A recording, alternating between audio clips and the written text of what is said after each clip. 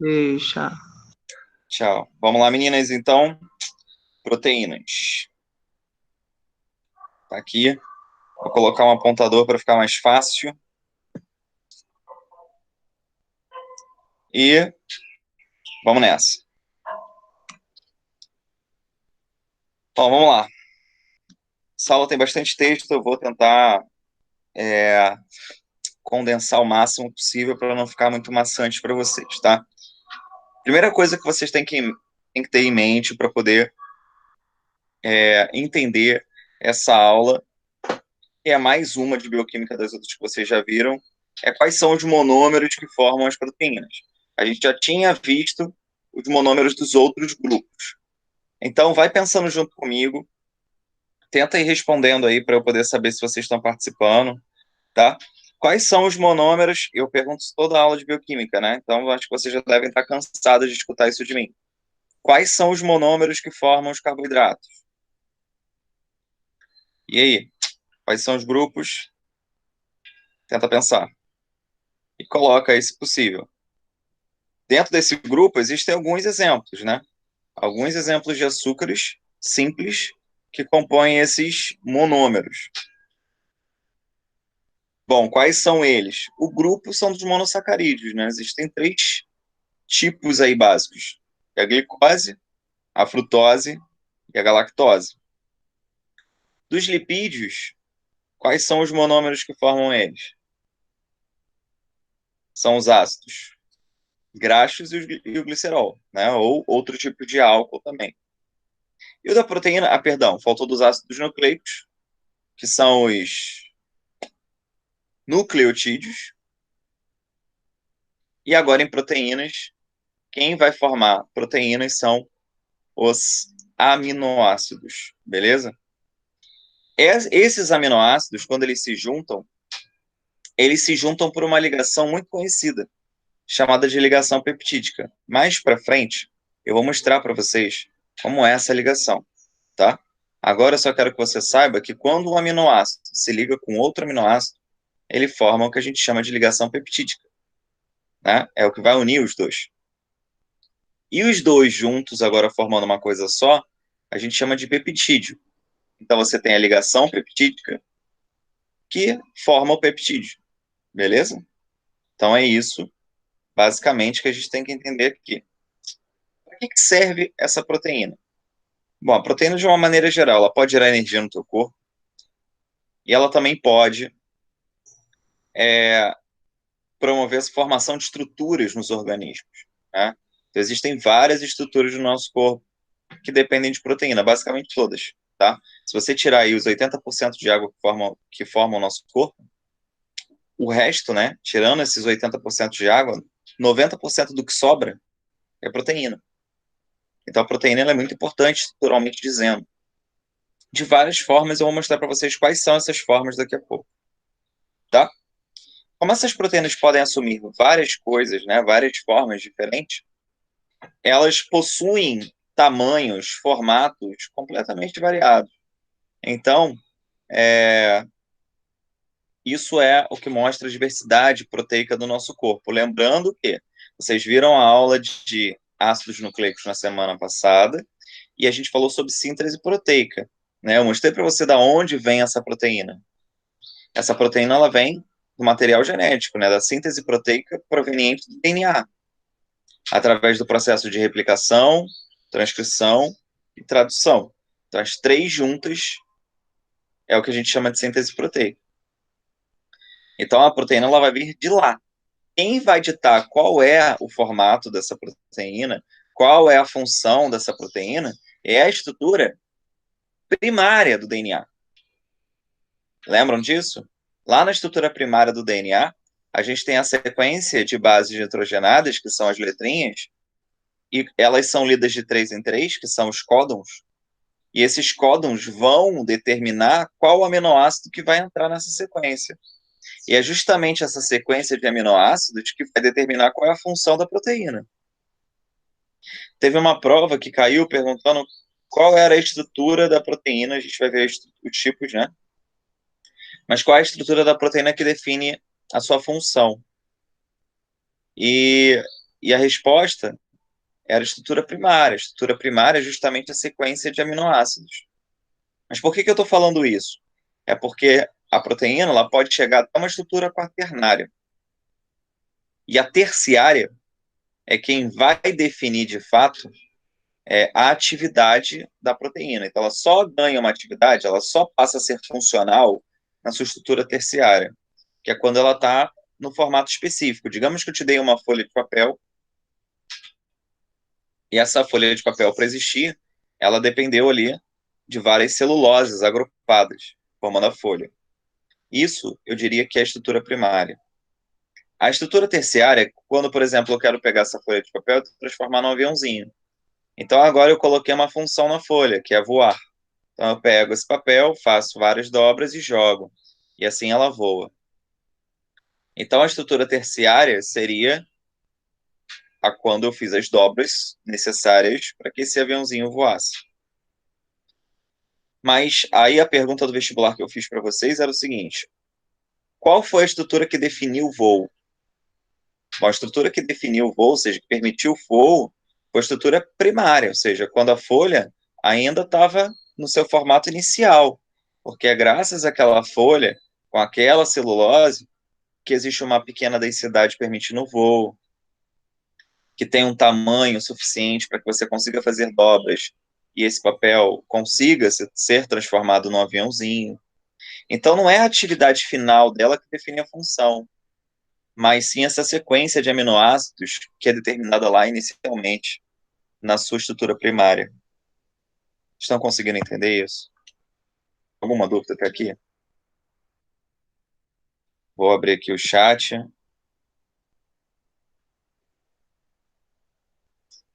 Se comuniquem comigo, por favor.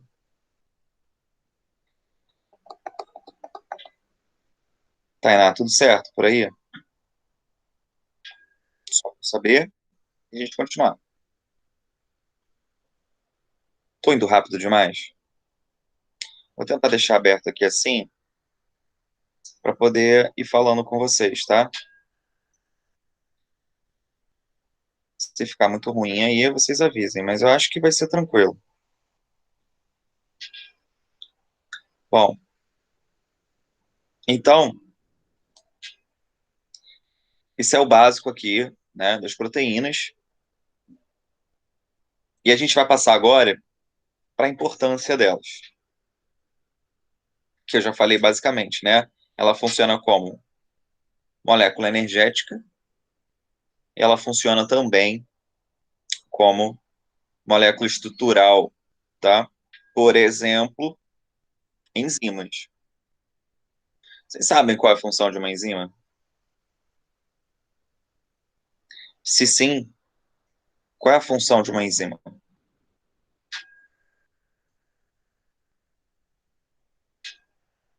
Catalisar a reação. Boa, Milena. Catalisar a reação. O que significa catalisar a reação?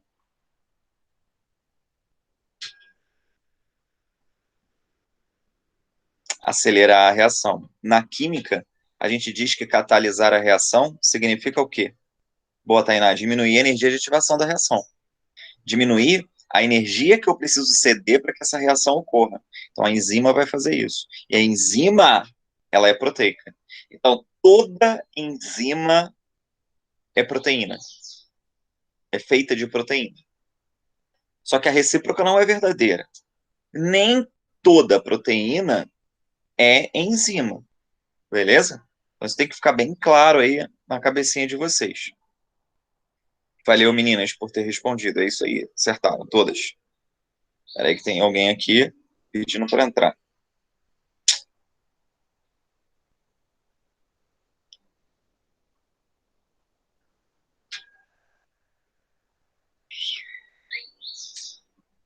Saiu de novo? Ah, tá, beleza. Bom dia, Jorge. Continuando.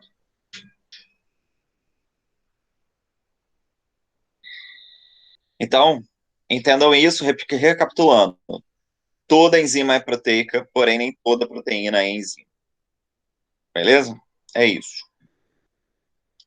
Então, elas vão ajudar a catalisar as reações e assim ajudar a produzir aí proteínas, ácidos nucleicos, carboidratos, lipídios, enfim, tudo isso. Aqui tem os exemplos de proteínas, de funções de proteínas para vocês. Então, elas podem ser hormonais ou receptores. Exemplo, a insulina. Eu queria que vocês agora tentassem relembrar aí para que serve cada uma delas. Qual a função da insulina, que é o hormônio proteico? Vamos lá?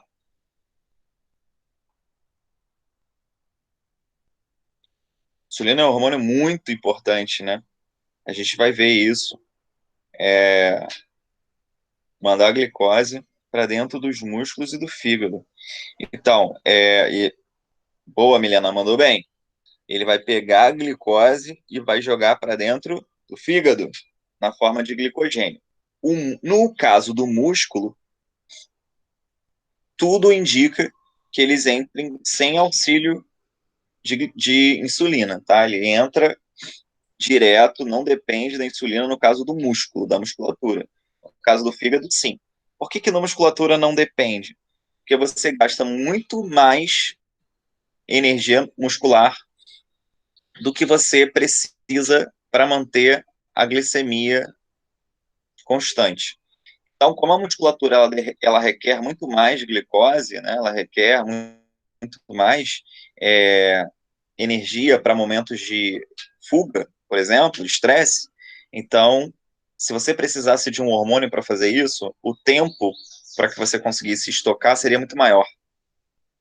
Então, na musculatura, a gente não depende da insulina, tá? Só no fígado mesmo. Mas o músculo também reserva glicose na forma de glicogênio. A única diferença é que ele não depende do hormônio. Beleza, Milena? No caso das enzimas, a gente tem aqui o exemplo da pepsina. Qual é a função da pepsina? Manda aí para mim. Pepsina, ela está presente no suco gástrico, né? A função dela é fazer o quê? Degradar proteínas lá no estômago. Então, essa é a função da pepsina, é uma enzima, né? Então, vai diminuir a energia de ativação para quebrar proteínas. Lembrando que a quebra de proteína é uma das mais difíceis que tem, tá? Se você pegar carboidrato, lipídio e proteína é mais difícil. Então, requer maior trabalho. Tanto é que você tem o estômago especializado para a quebra de proteínas. Você tem as proteínas de proteção, que são as imunoglobulinas. Galera, imunoglobulina é a mesma coisa que anticorpos. Beleza? Então, anticorpo e imunoglobulina é a mesma coisa. Existem 5 grupos de imunoglobulinas. Não sei se vocês sabem. Costumo chamar de Gandhi. IgG, IgA, IgM, IgD e IgE. Cada uma serve para uma coisa diferente. A gente vai ver isso na aula de imunologia. Tá? Proteínas estruturais. Você tem colágeno e elastina. Tá? Então, são proteínas aí que vão ajudar a formar o nosso corpo. O colágeno tem basicamente na pele toda para dar rigidez, né, para dar sustentação, né, os nossos ossos têm muito colágeno, tem elastina também para conferir elasticidade. Então, são exemplos proteicos. A gente tem também aqui proteínas contráteis, que é a actina, que junto com a miosina vão ajudar a contração muscular, né? Só que no caso aqui da miosina, ela é uma proteína motora, porque é ela quem repuxa a actina. Como ela repuxa a actina, né? Então isso faz com que a musculatura se deslize e você consiga fazer uma contração e uma distensão muscular. A gente também tem as proteínas transportadoras, como por exemplo a hemoglobina. A hemoglobina é aquela que está dentro da hemácia, né? É uma proteína que a gente vai ver bem especial, que carrega átomos de ferro para poder se combinar com o oxigênio e fazer os transportes dos principais gases pelo corpo, né? CO2 e oxigênio. E a gente tem outros milhares de peptídeos que vão ajudar a compor o nosso organismo, peptídeos que podem ser reguladores, podem ser sinalizadores e muitos outros, como por exemplo esse fator de crescimento neuronal ou neural que a gente possui. Então, como é que eu classificaria as funções proteicas? Bom, ela vai ter uma função plástica e construtora. Quando tiver uma função de reparação e construção, né, das estruturas que compõem meu corpo, por exemplo, cabelo, unha, pele, tendão e assim por diante, ela pode ter uma função reguladora, tá? Principalmente no caso de hormônios e enzimas, que tem a função ou, no caso da enzima, diminuir a energia de ativação. No caso do hormônio, ela vai permitir aí a sinalização, né? Então, são as duas primeiras funções, e a última, tão importante quanto, é a energética. No caso da energética, lembrando que ela é a última opção para você produzir energia, porque como ele compõe o seu corpo, você não quer perder as estruturas que compõem o seu corpo para poder gerar energia. Então, a gente tende a buscar, primeiramente, carboidratos e lipídios, tá? Muito bem. Então, quando é que eu produzo energia a partir de proteína? Quando eu estou em jejum. Então, exercícios prolongados, mais de uma hora, ou exercícios intensos, tendem a acabar com o carboidrato mais rapidamente e entrar na quebra de proteínas. A gente acabou então agora as funções das proteínas. Tranquilo por aí, meninos? Jorge, de boa. Pessoal, comentem, por favor. Espera aí que eu apertei errado. Beleza. Show. Então, enquanto o pessoal está respondendo aí, essa é uma imagem só para vocês verem a composição molecular das proteínas que diferem no seu tamanho. E essa diferença do tamanho é justamente para vocês verem como é que é a variedade proteica. Ela pode ter pesos moleculares absurdos, né? Como essa daqui de baixo, a titin. E você pode ter, por exemplo, citocromo C, está presente lá na mitocôndria, que é pequenininho. E ambas têm função, tá? Repare que o número de aminoácidos que elas possuem diferem, né? Divergem de uma maneira bem espantosa, né? Você tem aqui mais ou menos citocromo C, 104 aminoácidos, enquanto na titin você tem 26.900 aminoácidos agregados. Então, uma proteína ela pode ser absurdamente grande ou ela pode ser bem pequenininha. Cada uma com a sua função. Agora, a gente vai entrar na parte da formação da proteína em si. Então, nesse momento, a gente vai entender quais são as partes que compõem uma proteína de uma maneira geral. Então, a gente tem aqui a estrutura primária da proteína, é aquela que é composta pela sequência de aminoácidos. Então, você tem aqui, ó, lisina, lisina, glicina, glicina, leucina, valina, alanina e histidina. Rômulo, eu preciso decorar o nome dos aminoácidos? Não, tá? Vocês vão acabar lembrando, porque vão ver tanto isso em questões de prova e tal, que você vai lembrando. Mas não precisa decorar, porque a prova vai trazer isso para vocês.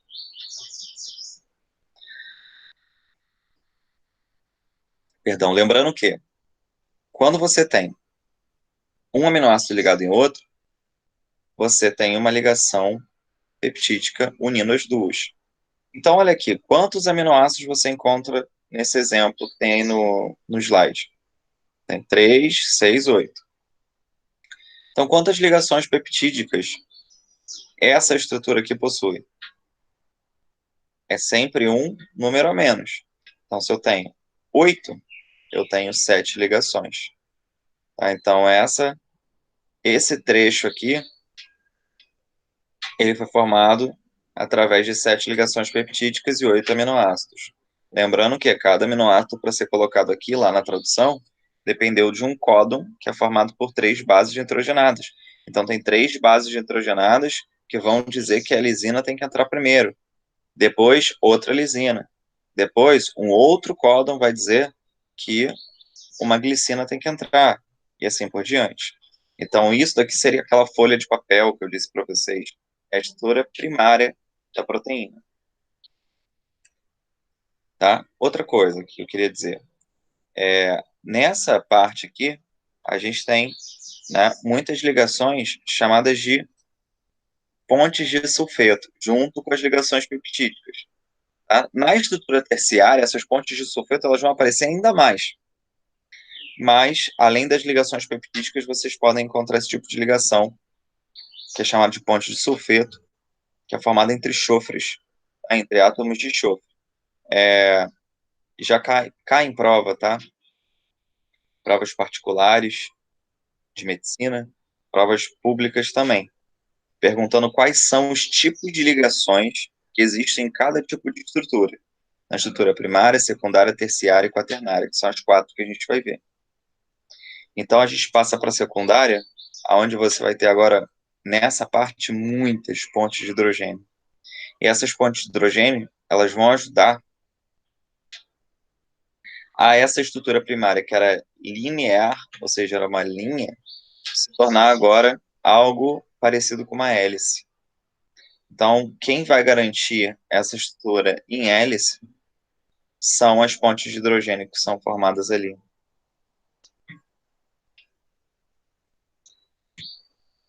E aí, depois que você tem essa estrutura secundária, na forma de hélice, né, a gente chama inclusive de alfa-hélice, tem uma outra também chamada de beta preguiada, daqui a pouco eu vou mostrar para vocês, que ela confere tipo um efeito de sanfona nessa folha, nessa estrutura.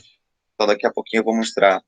Mas é basicamente essa alfa-hélice aí, ó, que vai formar a estrutura secundária. E aí vem a terciária. A terciária, interessante dela, é que você saiba primeiro que ela ganha um formato específico. Então é aqui que essa proteína ela vai ganhar uma atividade, na sua estrutura terciária. A gente diz que nesse momento ela ganha um aspecto tridimensional, tá? É uma configuração espacial, e essa configuração espacial, né, tridimensional, ela vai garantir a atividade dessa proteína. Então, quando ela se torna madura, tá? Coisa que você não tinha na estrutura secundária primária. Lá elas não tinham atividade, elas só tinham, né, a informação da função delas. Beleza? No caso de enzimas, é nessa estrutura terciária que você vai encontrar o sítio ativo. Né? O que é o sítio ativo de uma proteína? É o local onde o substrato, que é aquilo que vai reagir, né, se liga na enzima para poder sofrer a quebra. Então, é como se fosse, a gente chama de chave fechadura, né? Aonde a enzima é a fechadura e a enzima é a chave que vai ali para poder abrir. Então, é nessa estrutura terciária que você encontra esse tipo de condição, tá? E a quaternária é a mais fácil de todas. Por quê?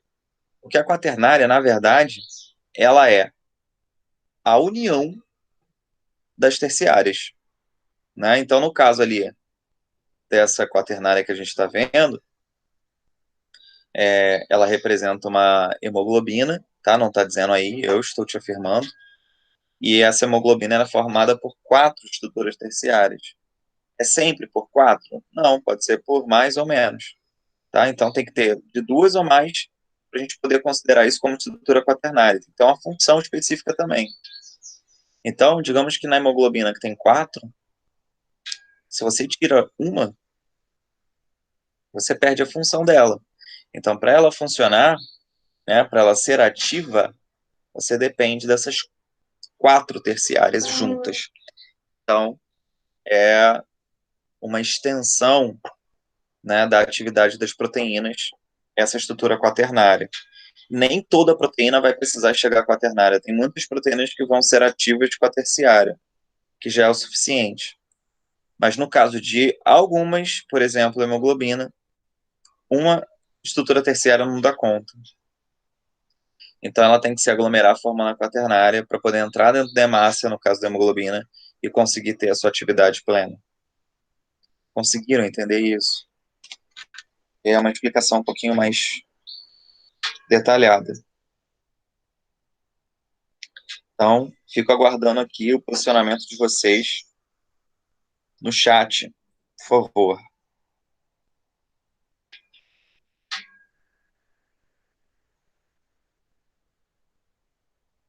Vocês estão aí, né, meninas? Não estão dormindo não, né? Por favor. Tainá, ok. Jorge, ok. Inara tá por aí. Isabela, Sara. Helena respondeu. Show, muito bem.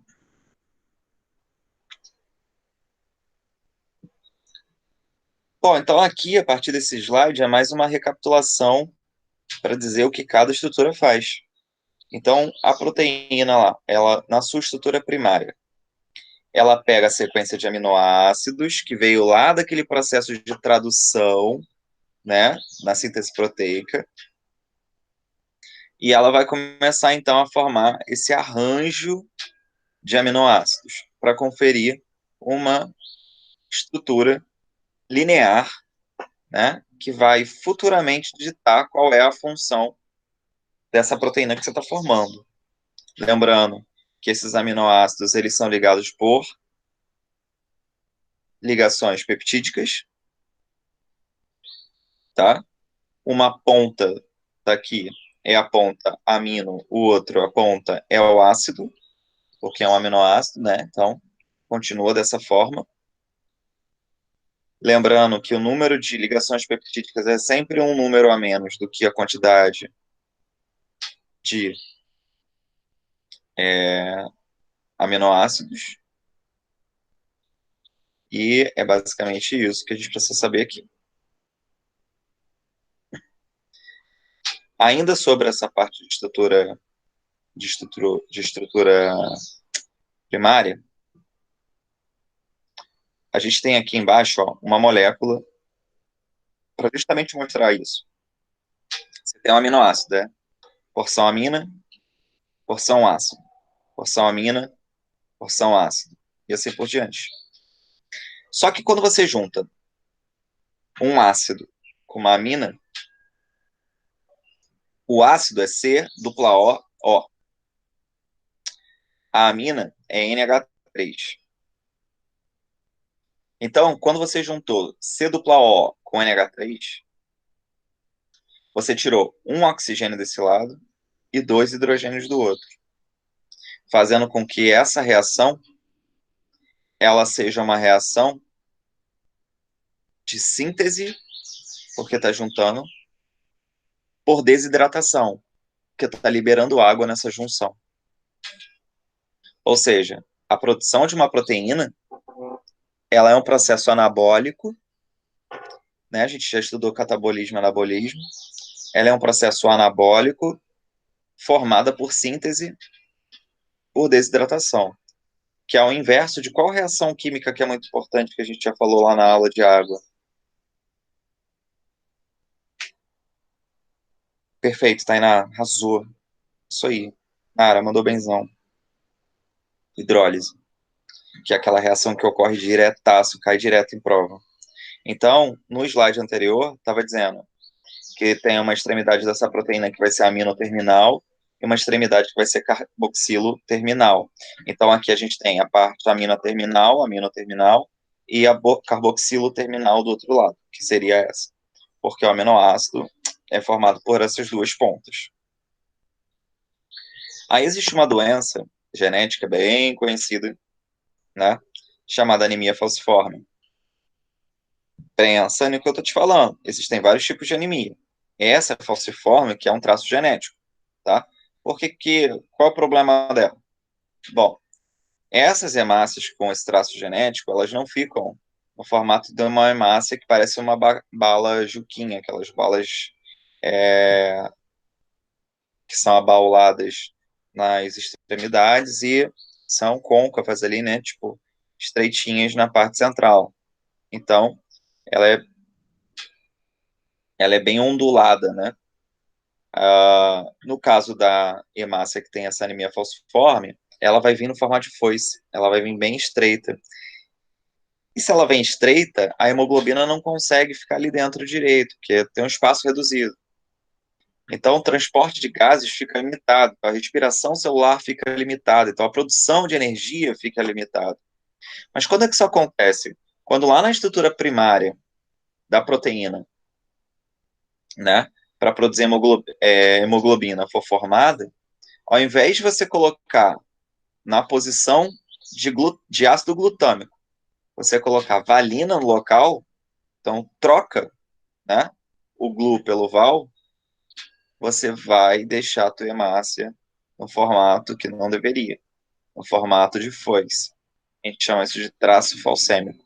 Se você receber esse problema ou do pai ou da mãe. Agora, se você receber esse problema do pai e da mãe, o feto morre, tá? A gente chama isso de gene letal. Se ele vier, é um traço recessivo. Então, se ele vem do pai e da mãe, a criança não se desenvolve e acaba morrendo, tá? Então, pessoas que têm anemia falciforme é porque, na verdade, elas são portadoras. Elas receberam isso ou do pai ou da mãe. Elas não são heterozigóticas para esse problema. Porque você sabe que as pessoas homozigóticas para esse problema, ou seja, que receberam do pai e da mãe, dos dois, eles acabam não vingando, né? Você tem um aborto espontâneo ali, porque a taxa de respiração é muito baixa e a criança não consegue dar conta de ter um metabolismo tão grande com tão pouco oxigênio sendo transportado. Então, isso quase não é falado, isso é uma informação preciosíssima para você que vai fazer prova para medicina esse ano. Beleza, Jorge, tenta de novo, cara. Qualquer coisa, você assiste a aula de onde você parou depois, né, para poder pegar aí o pedaço que você não entendeu ou que você não pegou.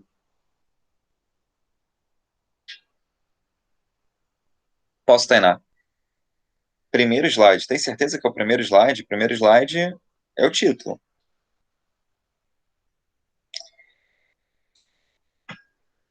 Sobre estrutura primária. Então, estrutura primária é no slide 8. Esse aqui. Essa. Diz para mim, por favor.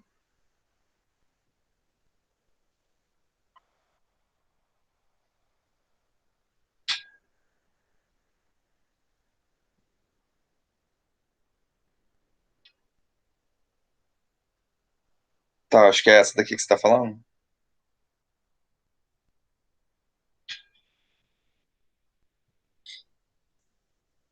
Beleza. Alguém tem alguma dúvida enquanto a Tainá está fazendo ali as anotações dela? Alguém quer me perguntar alguma coisa? Estão sentindo dificuldade? Aproveitem, falem comigo. Eu gosto muito de utilizar. Opa, foi mal, tá? Eu gosto muito de utilizar essa plataforma do Meet, mas o que é mais legal dela, o que faz ela aproximar muito, isso daqui de uma sala de aula de verdade, né, presencial, é a comunicação com vocês. Então, eu nos colégios, né, aqui a realidade é um pouco diferente, mas no colégio eu tenho pedido muito para o pessoal deixem as câmeras ativas para eu perceber a participação de vocês, para eu perceber o cansaço de vocês, a dificuldade de vocês. E eu posso perguntar, eu posso tentar puxar, né, vocês para a aula. Né, se eu estou vendo que tem alguém que não está conseguindo, eu estou vendo a dificuldade, então de vez em quando eu volto, dou uma olhada no roxinho, se for possível para alguém, faça isso, tá? Estou deixando essa dica, porque eu estou olhando para uma câmera, eu não estou vendo ninguém, no YouTube não tinha como ver vocês, aqui a gente tem essa possibilidade, então se alguém quiser, puder, faça isso, eu acho que vai ser mais proveitoso, principalmente para aquelas pessoas que têm mais dificuldade. Porque aqui, olhando para o nada, eu não consigo saber quem tem dificuldade, quem não tem, a não ser que diga. Tá? Quem tiver habituado aí, é só escrever de boa. Se quiser falar também, ligar o áudio, não tem problema. Não precisa ficar com vergonha, pelo amor de Deus, tá, galera? Vamos lá. Milena, o que faz as estruturas se enrolarem são as pontes de sulfeto? Então, quem faz elas se enrolarem são aquelas que a gente viu na secundária, são as pontes de hidrogênio, beleza? Principalmente. E aí você tem dois tipos básicos que contribuem para essas pontes de hidrogênio conseguirem torná-la circular, são as ligações alfa-hélices e as beta-preguiadas, que a gente ainda não falou, vou falar daqui a pouco. Tainá, você conseguiu pegar?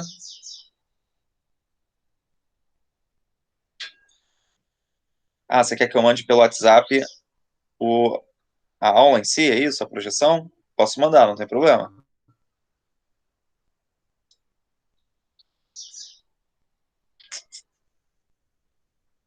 Ou continuo por aqui e depois eu mando para vocês lá.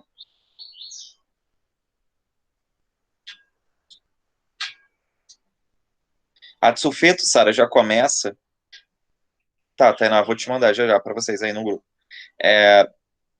Sara, a ligação de sulfeto, ela já aparece na primária, tá? Mas ela é muito presente na terciária. Você já encontra na primária. A primária tem muito mais, vamos lá, em ordem de preferência, né, de prioridade. A primária tem muita ligação peptídica. A secundária tem muita ponte de hidrogênio.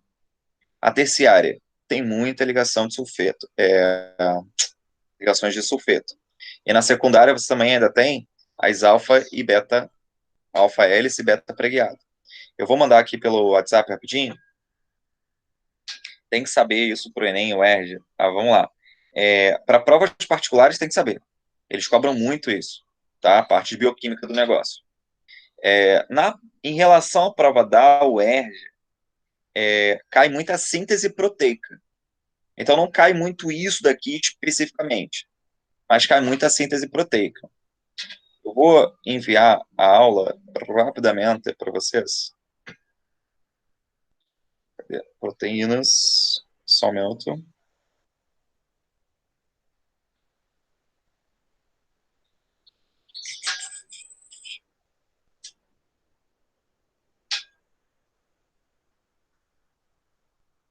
Prontinho, tá liberada aí a aula para vocês, assim que carregar, carregado. Beleza, Tainá? Tá aí. Feito na hora, ao vivo, a gente faz na hora em 30 segundos, ou, ok? Então, voltando à pergunta da Sara. Cara, para o UERJ tem que saber síntese proteica, e aí se você sabe essa matéria aqui, se você sabe como que uma proteína se constitui, você vai mandar benzão. Para o Enem, cara, não cai muito isso não. Enem é uma prova mais generalista, né? Ele pode te cobrar isso, falam sobre sistema digestório, né, na quebra de moléculas, ele quer saber como é que a proteína vai ser quebrada. Mas a constituição, acho difícil. É mais síntese proteica que sistema digestório. Prova particular tem maior chance de cair isso aqui. A constituição da estrutura primária, secundária, terciária, quaternária. Na UERJ eu ainda consigo visualizar isso com maior clareza. No Enem, bem provável. Tá? Não é que não caia, mas as chances é mais remota. Beleza? Então, deixa eu sair daqui, voltar aqui para a aula. Qual o slide que a gente tinha parado aí, meninas? Foi esse daqui, né? Então, já expliquei, na verdade. Então, vamos para o próximo. Eu estou no slide 15, para quem estiver acompanhando aí pela projeção, né? Se você quiser ver pelo celular, fazendo suas anotações enquanto eu estou falando aqui pelo computador, fique à vontade. Então eu vou para o slide 15 para continuar falando sobre anemia falciforme, né? Que são essas hemácias defeituosas em formato de foice, por isso o nome falciforme. Além delas dificultarem a questão do transporte de gases, né, como oxigênio, e liberar o CO2 para o pulmão, elas também têm uma maior chance de obstruir os vasos sanguíneos. E isso é péssimo, né? Porque o cara já tem dificuldade de levar oxigênio para o corpo, tá? E além disso, ele tem dificuldade de ter transporte de sangue pelo corpo. Então, o entupimento de artérias e vasos no corpo desse cara é maior. Então, olha o perigo. É um cara que não pode dar mole quanto a sedentarismo, não pode dar mole em relação à alimentação, tá? Para poder conseguir ter uma qualidade de vida boa. Outra coisa é que essas hemácias elas têm um tempo de vida bem menor do que é normal, tá? Vocês sabem quanto tempo de vida tem uma hemácia normal? Põe para mim. No caso dessas aí, que são defeituosas, elas só têm 30 dias de vida. Um mês, cara, é muito pouco. Muito pouco. Mas você fala assim, porra, mas tudo bem, um mês, né? Só que você tem que pensar assim, se elas têm um mês, você tem aí 5 litros de sangue, tá? 5 milhões de hemácias. Se elas vivem 30 dias, você tem que ficar repondo isso toda hora. Mas quem é que produz? Quem é que produz essa hemácia? Fala para mim. Bom, a hemácia normal, enquanto vocês estão aí respondendo, a hemácia normal ela tem de 90 a 120 dias. Tá? É uma média aí. Então, ela pode chegar a 120, mas ela pode ter uma vida de 90. Beleza? Então, é tipo o triplo do tempo de uma hemácia com anemia falciforme.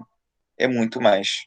Você consegue sobreviver, a tua medula óssea ela não precisa, tá certo? Quem respondeu, tá, Tainá?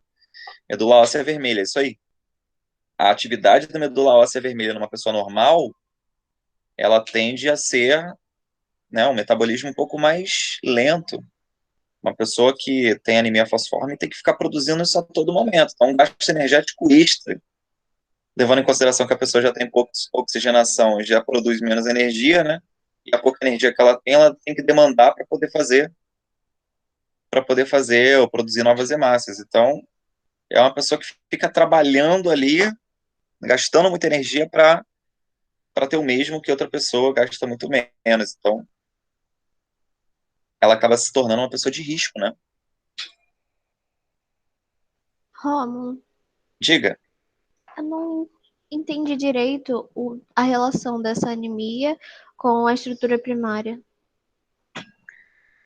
você pode perguntar de novo quem está falando? Sara? É, Inara, Inara, fala de novo, Inara, por favor. por que você inseriu essa anemia no tópico de estrutura primária, né? Aí eu não entendi muito bem a relação.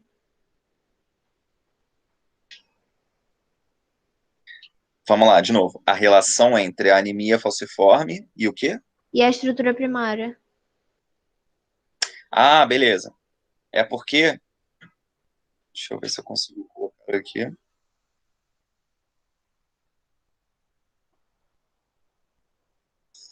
Tá conseguindo ver aí minha tela? Aham, Então, vou voltar um slide aqui, no slide 14. Eu falei para vocês que a anemia falciforme, ela vem da onde? A origem dela é de uma mutação aonde um ácido glutâmico ele é substituído por uma valina. Então, quando você tem lá, digamos, adenina, timina, citosina, e isso encaixasse a glutamina, ou o ácido glutâmico, no caso, e, sei lá, digamos que no caso aí você tirasse a timina e colocasse uma citosina. Ao invés de você colocar o ácido glutâmico, ele coloca valina. Então, é a transformação do ácido glutâmico, né, a mutação que transforma, né, que troca o ácido glutâmico pela valina, é que vai fazer com que o formato dessa proteína lá no final seja outro. Deu para entender isso? entendi. Eu posso ver se eu consigo aqui na internet alguma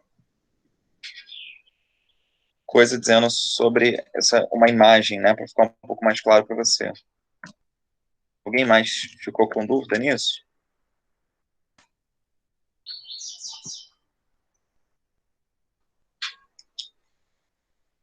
Se alguém tiver dúvida, por favor, diga.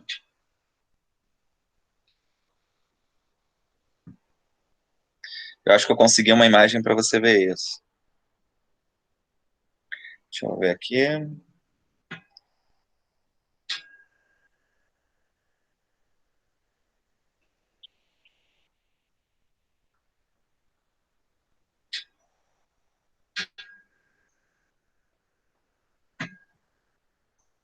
Consegui. Vou só projetar minha tela para você conseguir ver. Só um minutinho, porque vocês não vão conseguir ver se eu fizer dessa forma. Eu só consigo projetar uma tela de cada vez. Então,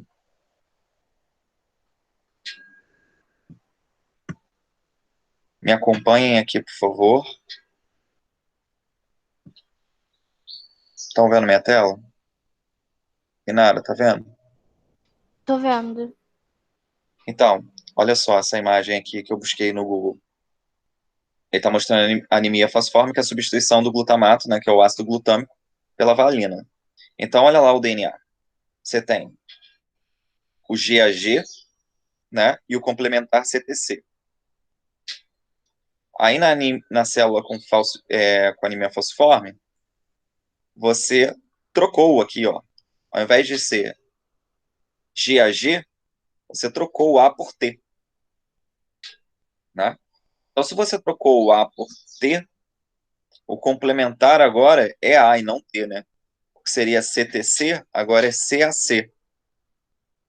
Só que na hora da produção de proteínas, se fosse na normal, o complementar CTC, ele vai virar GAG, que são os complementares, e GAG lá na tabela de aminoácidos forma o ácido glutâmico. Só que como você agora mutou, né, o A por T e o complementar é o A, na hora de sofrer a transcrição, ele se transforma em U. Então, eu não vou ter mais GAG, eu vou ter GUG. E aí, GUG não é mais ácido glutâmico, é valina. Então, se você trocou o que era para ser ácido glutâmico por valina, a informação mudou completamente. Entendi. Foi? Uhum. Muito bem. Então é isso. Alguém quer copiar isso daqui ou não? Se alguém quiser copiar, fala para eu poder deixar, porque não está no slide. É interessante você saber como é que funciona. Isso poderia ser uma questão da UERJ facilmente. Assim como poderia ser uma questão da Unigran, da Souza. Também gostariam de perguntar esse tipo de coisa.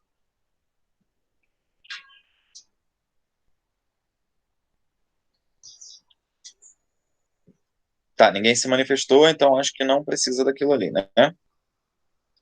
Eu vou projetar novamente o slide aqui. Tinha alguém que tinha perguntado alguma coisa. A transcrição é feita de forma correta e na hora da tradução que ocorre a troca ou ele já lê errado. Vamos lá. Milena, o que você está vendo ali é uma mutação no DNA.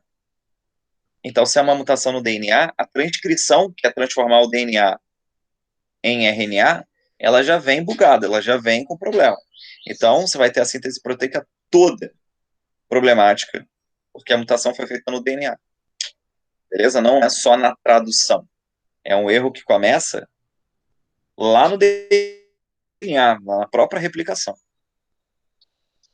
Beleza, Milena?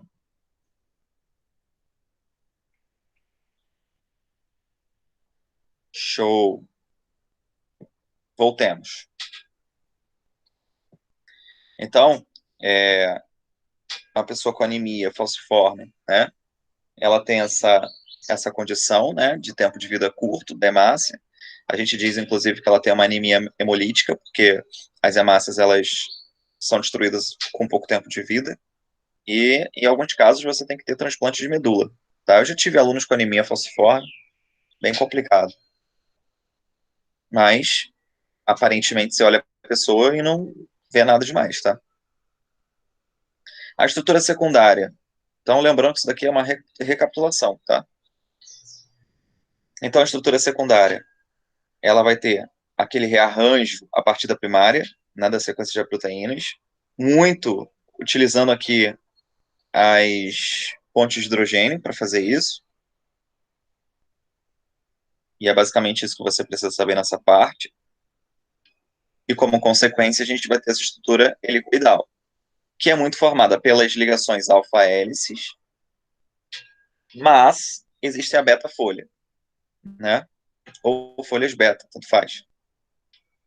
As folhas beta são aquelas que vão dar um aspecto sanfonado, ou seja, que vai criar curvatura na proteína. Porque uma é você deixar ela enroladinha, a outra é você criar um efeito tridimensional. Para criar um efeito tridimensional, você precisa entortar ela. Aí, para entortar, tem que fazer com folha beta, não tem jeito. Aí, aqui embaixo, eu vou mostrar justamente isso para vocês. Aqui, uma alfa-hélice, para vocês verem como é que ela é formada. Esse tópico que vem dizendo caracteriza-se por hélice espiral formada por 3,6 resíduos. Isso não tem necessidade, tá? Isso você provavelmente vai ver na faculdade em bioquímica, mas, para ser sincero, eu acho que depende do curso, porque não é a ênfase da medicina, né? Acho que quem vai fazer farmácia, quem faria nutrição, biologia, estuda mais esse tipo de coisa. Tá? Então aqui é só para você ter uma noção mais aprofundada, já que você quer prestar uma prova de medicina, né? Os vestibulares, seja particular, seja público, as provas específicas elas vêm com trazendo muita informação de faculdade.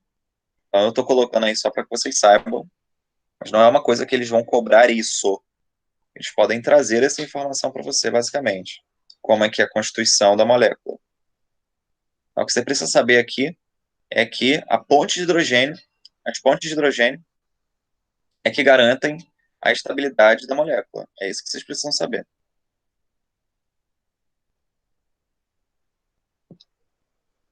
E no caso das beta-folhas, são essas aí, é aquela que eu falei para vocês, que ele vai criar ali um sentido de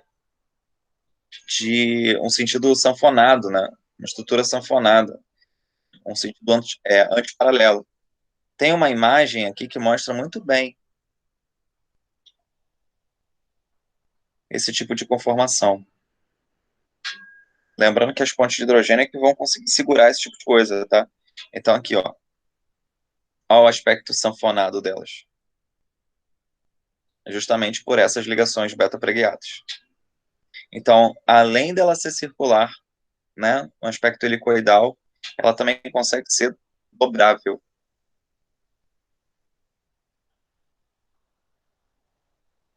Então, a gente tem aqui, né, os sentidos antiparalelos.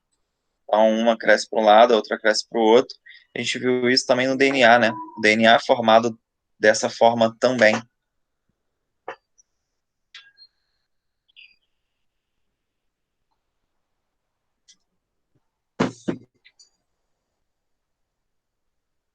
Beleza?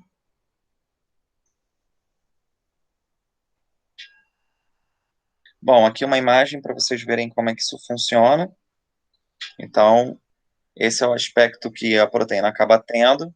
Pessoas que estudam proteoma, né, eles buscam esse tipo de imagem. Isso é muito importante. Inclusive, sobre essa questão aí do coronavírus, né? Uma das pesquisas que se tem agora muito forte é tentar descobrir como é que é a proteína que forma esses vírus, né? Que ele tem um RNA e esse RNA forma proteínas virais. Como é que é a proteína viral? Então, ela tem que ser estudada dessa maneira. Como é que são as conformações? Que tipos de ligações as formam? Né? Quais são os principais aminoácidos que são a sequência de aminoácidos que leva a isso para poder identificar o vírus, né, no organismo? Então, é uma opção que você tem de estudo, tá? Rômulo, Aqui. Diga, amor. Eu posso ter uma interação entre duas estruturas primárias com pontes de hidrogênio? As primárias, pode. No caso, na formação da proteína aqui, você está vendo isso no slide 20. Eu tenho estruturas primárias que estão sendo formadas de maneira antiparalelas e que se juntam. Ah, eu pensei que era tipo a mesma que ia se enrolando, sei lá.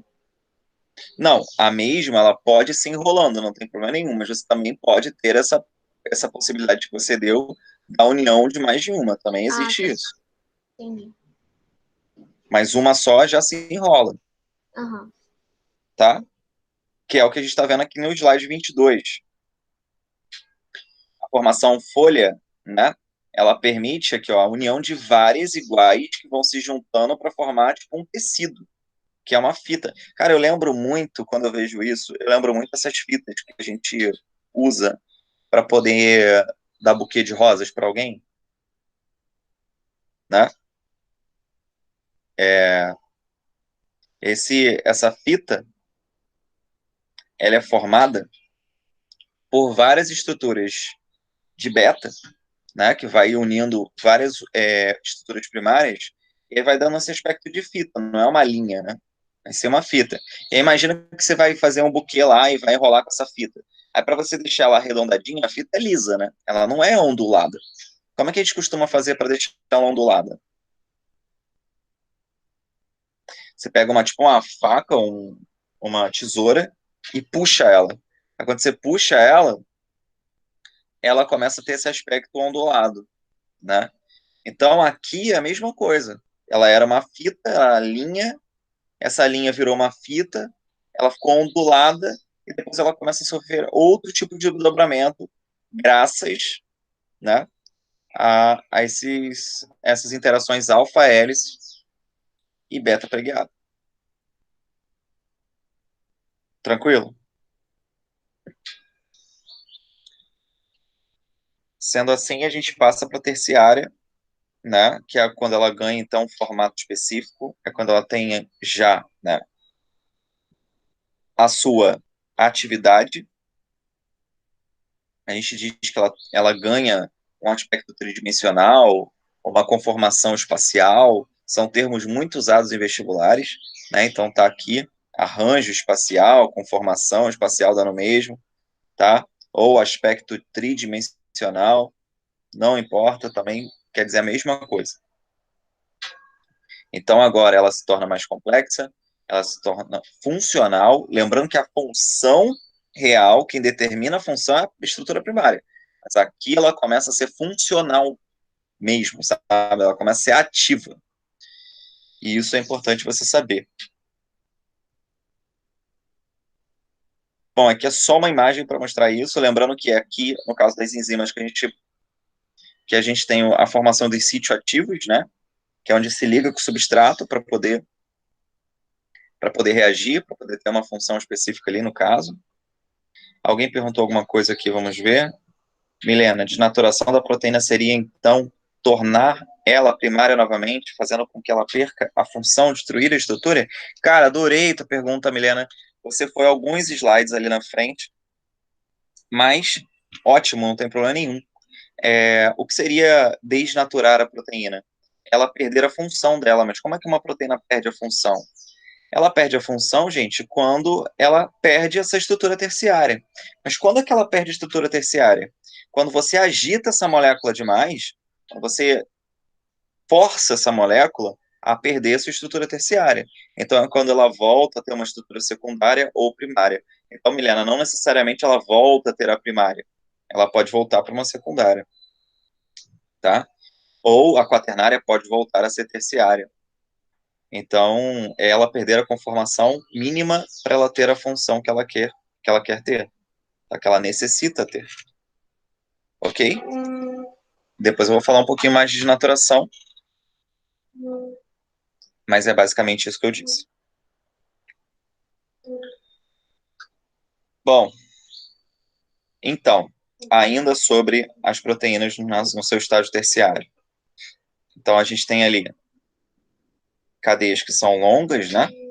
Mas lembrando que cada proteína tem um tamanho, né? São hidrofóbicas, ou seja, não se misturam com a água, porque ela não vai se dissolver. Imagina se uma proteína terciária que acabou de ganhar uma função fosse solúvel em água, né? Então, ela não é solúvel, é hidrofóbica. E o que a gente precisa entender graças a essa questão dela ser hidrofóbica, essa proteína ela também vai ganhar uma pressão extra para poder ganhar sua conformação, né? Que as partes que são hidrofóbicas, elas fogem da água, então vão para a parte interior da célula. E as partes que são hidrofílicas ficam para o lado de fora. Então, isso gera uma força ainda maior para a proteína assumir o seu formato específico. E aí, você vai ter com isso ali a formação de um local de reação, que nada mais é do que o nosso sítio ativo, o sítio regulador, que são as regiões de modulação, onde essa estrutura, né, ela vai reagir com o seu substrato. Aqui é para vocês verem, lembra que eu falei que além das pontes de hidrogênio, nas terciárias você tem muita ligação de sulfeto? Então é para mostrar a ligação de sulfeto, né? Que vão estabilizar a molécula, que não vão deixar essa molécula, essas dobras, ficarem se mexendo muito. Imagina o nosso aviãozinho que você fez lá com as dobras de papel. Se um ventilador ficar batendo nela, se um vento bater, as dobras elas vão ficar tremendo. Então, as ligações de sulfeto elas funcionam como grampos para ajudar a estabilizar isso, tá? Assim como as interações hidrofóbicas com a água também vão estabilizar. É como se eu tivesse um aviãozinho dentro da água, onde a água está ajudando a esse, e não fosse, obviamente, né, a folha fosse impermeável, e a água está ali meio que aprisionando essa molécula para ela não mudar o seu formato, né, para garantir que ela fique naquele estágio ali mesmo.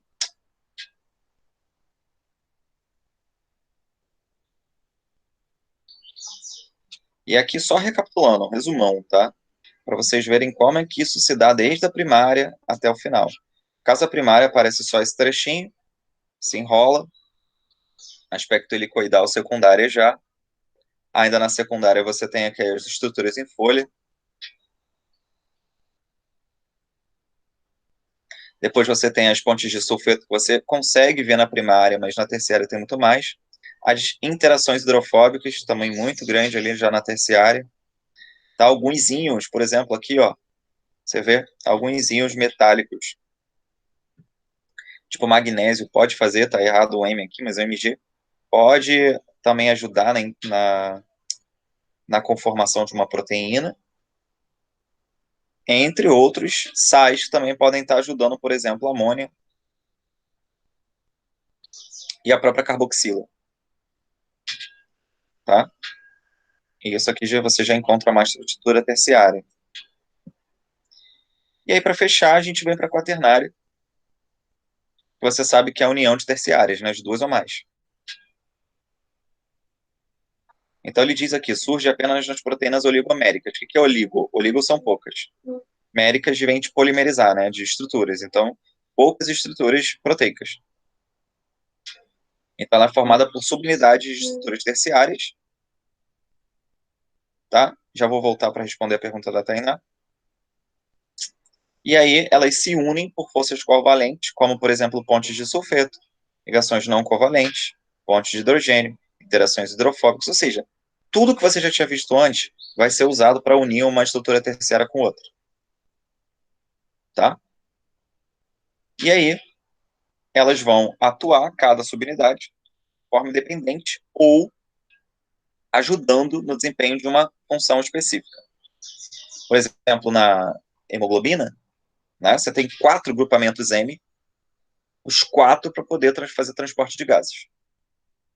Então, cada uma age independente, mas para uma mesma função, transportar gases.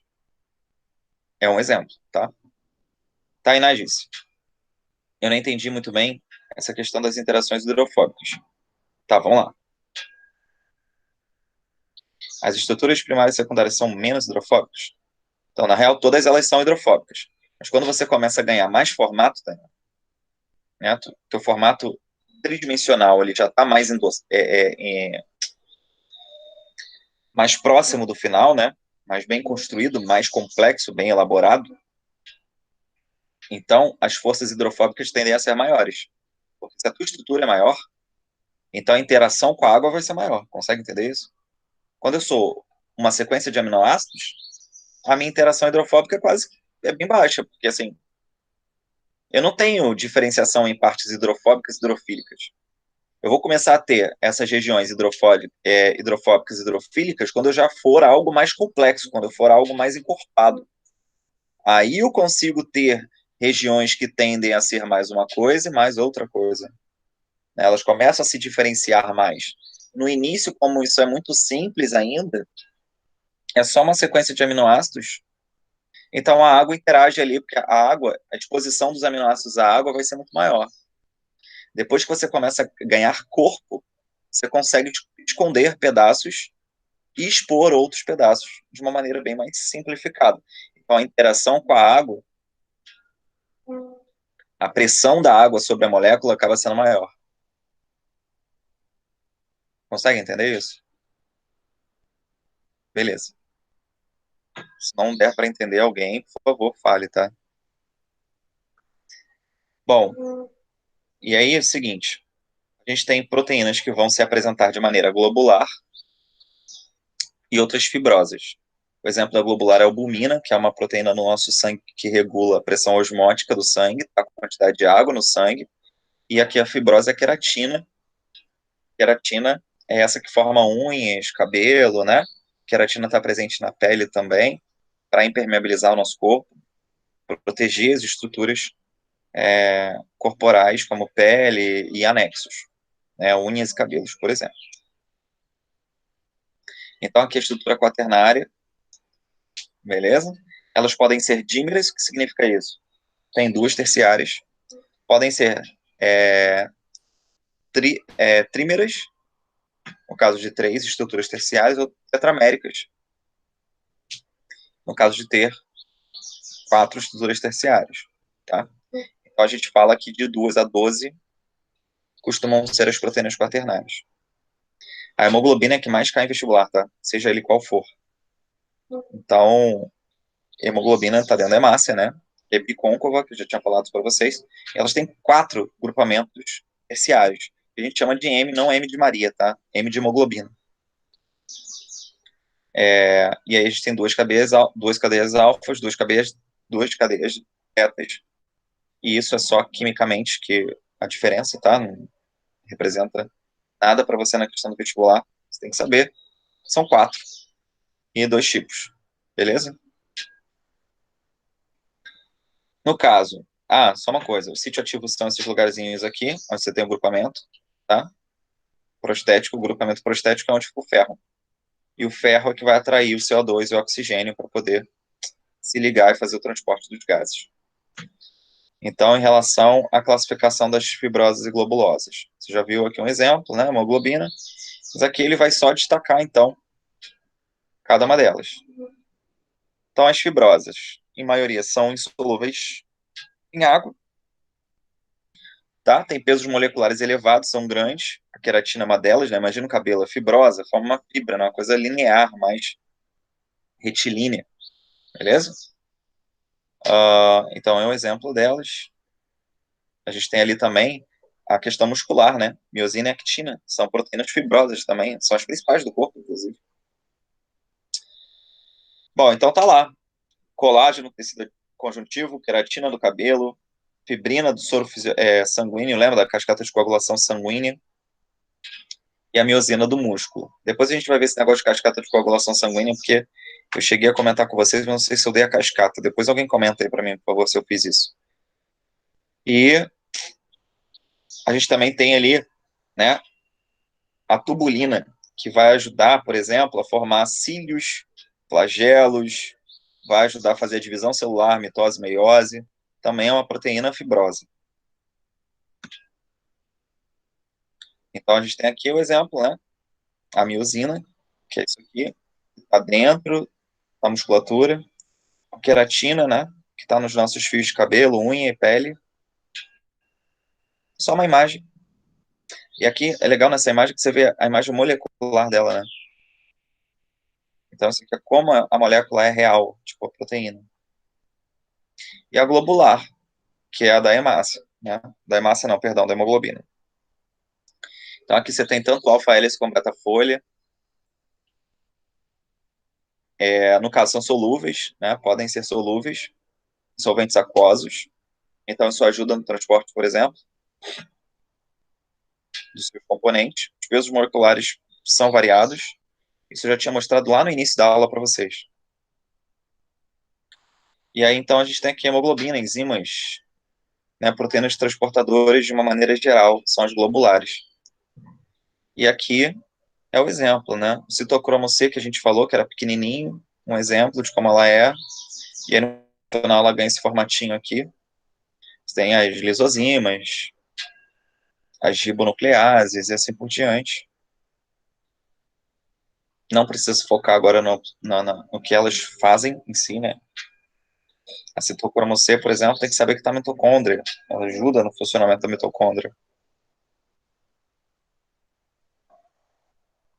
A ribonuclease aqui já está envolvido com a questão de material genético, né? Quebra de material genético.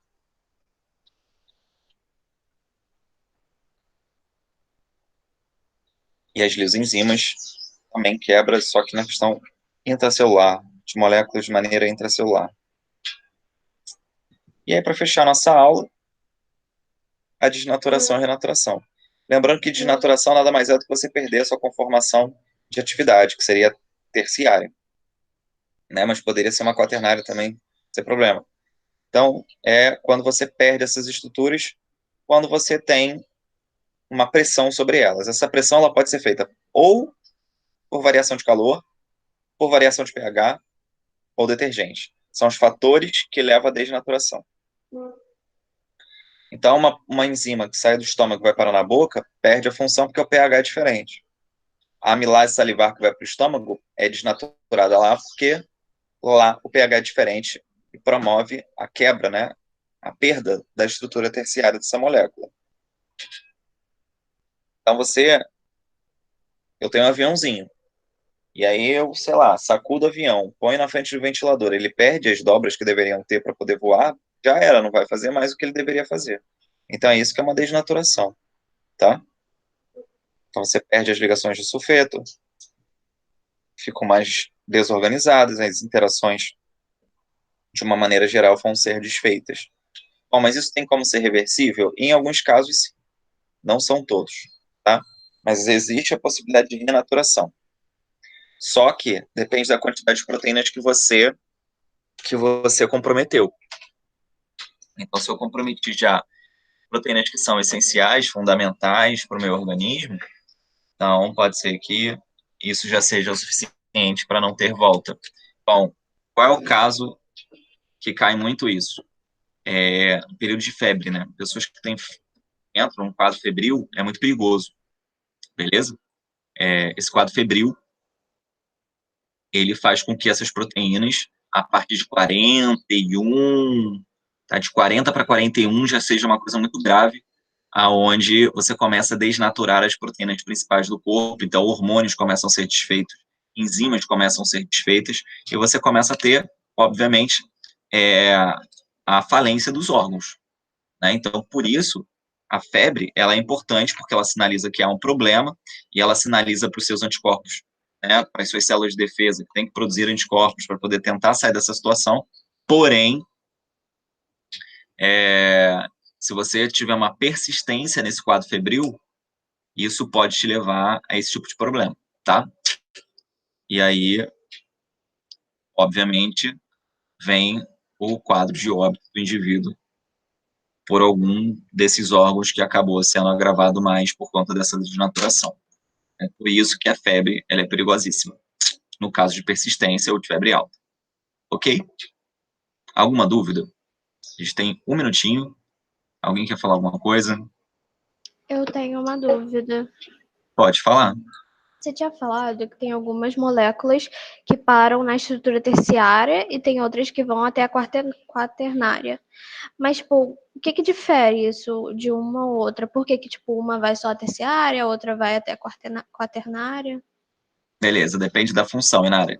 Por exemplo, se você tem uma enzima que faz uma quebra simples de glicose, ele vai ali, faz a glicólise, né? Tipo, digamos, uma pepsina da vida. A pepsina vai lá e quebra uma proteína no suco gástrico. Então, eu preciso de muita pepsina para quebrar a proteína. Então, a complexidade dela provavelmente tende a ser menor para eu ter uma maior quantidade, ajudar a quebrar a proteína do estômago e pronto, acabou. Agora, digamos aí, uma hemácia depende de transporte de gases. E aí, dentro da hemácia, cabe 4 hemoglobinas. Pô, é melhor levar uma hemoglobina ou levar 4 hemoglobinas dentro da hemácia? Bom, é melhor levar 4 hemoglobinas. Então, é melhor que elas se juntem e virem uma coisa só para poder ter um poder de ação muito maior. Então, as estruturas quaternárias costumam ser para isso, para potencializar uma ação proteica. Beleza? Entendi, obrigada. De nada. Alguém tem mais alguma dúvida? Não? Beleza, Jorge. Sara, Isabela, Milena, Tainá, tranquilo?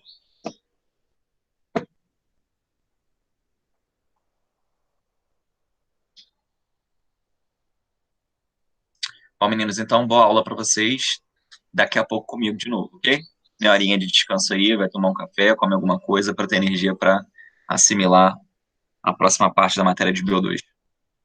Bio 2. Beleza? Valeu, galera. Um abraço. Até daqui a pouco.